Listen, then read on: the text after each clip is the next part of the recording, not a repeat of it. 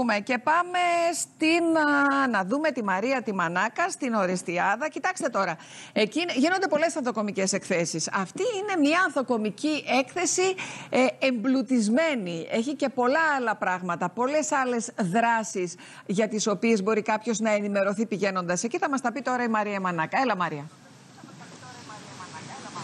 Καλό μεσημέρι, χρόνια πολλά και καλό μήνα από εμάς, γιατί χθες δεν τα είπαμε.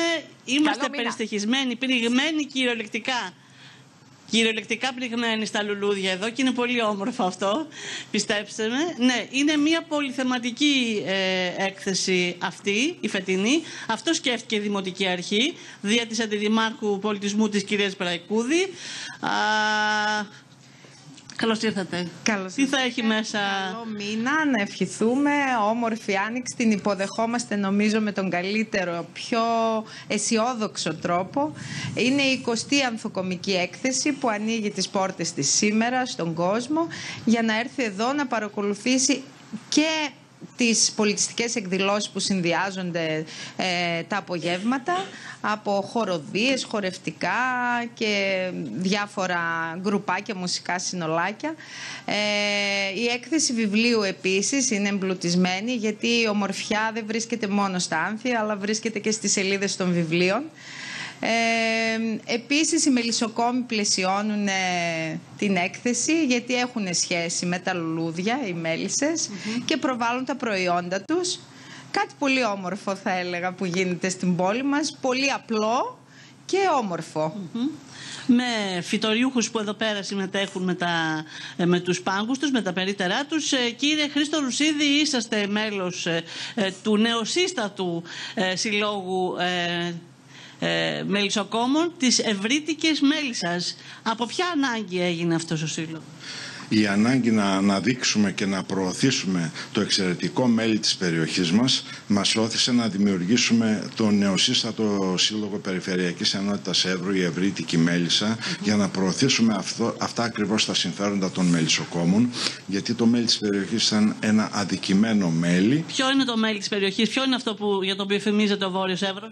Είναι πολυανθικό το μέλι, με λουλούδια της Άνοιξης. Κατά κύριο λόγο υπάρχει και το δασικό σύμπλεγμα του Βορείου Εύρου Πετρωτών Πενταλόφου, στο οποίο παράγονται εξαιρετικά δασόμελα και από άνθη και από μελιτώματα, βελανιδιάς, φλαμουριάς και από παλιούρι. Μια περιοχή που έχει πληγεί από τις πυρκαγιές του 23 και εσείς, όπως μου λέγατε πριν, ενώ πηγαίνατε τα μελίσια σας στο Σιδηρό και στο Γιαννούλη, φέτος δεν θα τα πάτε γιατί είναι καμένη περιοχή. Ναι, και φέτος και πέρυσι και εγώ και αρκετοί συνάδελφοι που δραστηριοποιούμασταν στον ορεινό όγκο του κεντρικού Εύρου, δεν μπορούμε να μεταφέρουμε εκεί τα μελίσια μας, διότι έχει καεί εκείνη η περιοχή και πλέον χάθηκε η βλάστηση για την οποία πηγαίναμε εκεί τα μελισσοσμήνη μας. Προσπαθούμε τώρα να δημιουργήσουμε ένα μελισσοκομικό πάρκο, ακόμη ένα εκτός του κεντρικού Εύρου, στο βόρειο τμήμα του νομού μας. Κάνουμε προσπάθειες, είναι σε εξέλιξη η διαργασία αυτή, αλλά έχουμε και τα θέματά μας μέχρι να τα επιλύσουμε. Ποιο είναι το αντίδοτο στην κλιματική κρίση, αγαπητέ Χρήστο Μουταφίδη, που είσαι γεωπόνος και θα εισηγηθείς ένα θέμα σχετικά με τα αρωματικά φυτά και πώς αυτά συμβάλλουν στην κλιματική κρίση? Καταρχάς, καλό μήνα σε όλους. Όπως είπε και η Αντιδήμαρχος, στην ανθοκομική φέτος έχουν πλαισιώσει από όλες τις πλευρές τα θέματα της καθημερινότητας με τα φυτά. Είναι και επιστημονικά που θα γίνουν κάποιες συζητήσεις. Εκεί και εγώ με τη δική μου γνώση θα συμβάλλω σε ό,τι έχει να κάνει με την καθημερινότητα των αρωματικών.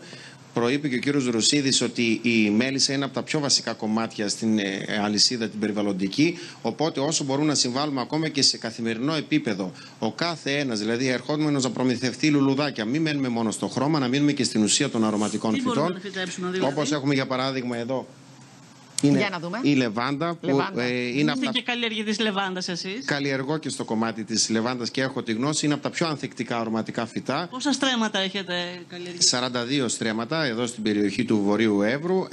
Είναι από τα φυτά τα οποία βοηθούν και στην αναπαραγωγή, βοηθούν και στην τροφή της μέλισσας, αλλά βοηθούν και εμάς τους ίδιους στην ευεξία την καθημερινότητα. Και δεν χρειάζονται και πολύ νερό, κύριε. Έτσι ακριβώς. Δηλαδή βοηθούμε και το περιβάλλον με λίγα που έχει μεριμνήσει η ίδια η φύση να μπορεί να διατηρηθεί και να μπορεί να αναπτύσσεται αυτό το αρωματικό φυτό εκεί που παίρνουμε τις πετούνιες και όλα τα υπόλοιπα. Εγώ πάντα παίρνω και βάζω και λεβάντες στο μπαλκόνι. Άρα είναι μια ανθοκομική που έχει και συμβουλές για τα αρωματικά. Μιλάει και για τη μέλισσα, πας αγοράζεις και τα βιβλία σου, γιατί έχει και βιβλία. Είναι μια πολυθεματική ανθοκομική από ό,τι καταλαβαίνω. Μας στείλατε και πολύ όμορφα πλάνα, έτσι βλέπουμε όλα αυτά τα λουλούδια. Ακούς και τη συνευλία σου, πάρα πολύ ωραία. Σας ευχαριστούμε πάρα πολύ. Ευχαριστούμε πολύ.